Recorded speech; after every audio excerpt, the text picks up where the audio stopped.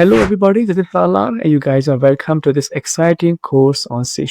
In the last lecture, we talked about params parameter, and in this lecture, you are gonna learn optional parameters in the methods definition. So let's change the topic of this lecture. We are going to talk about optional parameters, and optional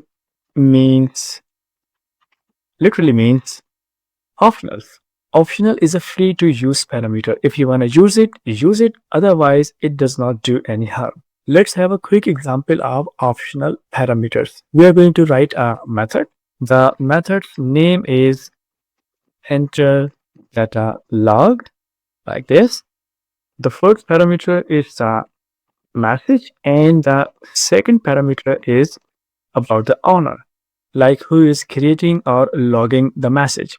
Inside the method, we are going to print both the variables or the parameters.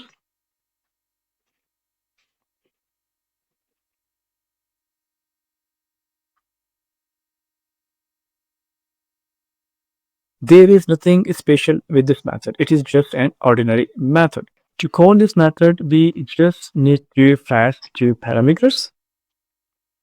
Let's say the first parameter is I do not find the user data, and the second parameter administrator. And once again, nothing special with this method call. I do not find the user data becomes a message, and administrator is actually the owner. Now let's say we wanna make this owner part of this method optional. That simply means if someone wanna provide his name, can do that. Otherwise, leave the owner part, and the owner part will automatically utilize an optional value. And to do so, we assign an optional value to the parameter. Let's say the optional value is system user. Now you see an optional value is assigned to the parameter inside the method's definition. So whenever you leave the owner part in the method calling, this string will automatically be used. But when you explicitly provide owner name, your provided value will be used inside the method. So in this calling, administrator will be used in the output. Let's now have another call with only the message parameters. Enter data log, like this. I do not find the payroll data. Now you can see only the message parameter is passed, and for the owner, our method will automatically use this optional parameter. Let's now run the program and check the output.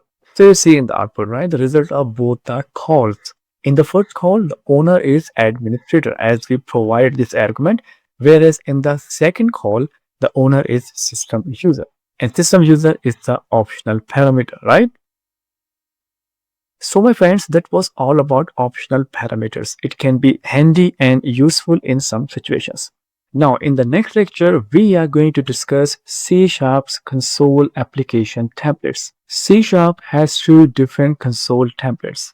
The one is called top level statements template, which we have been using throughout this course. And the second one is the traditional C# console template. The lecture is very important, and after that lecture, we will be using traditional C# console template. The question is, why do we need to understand both the templates? The answer to that question is methods behave differently in both the templates.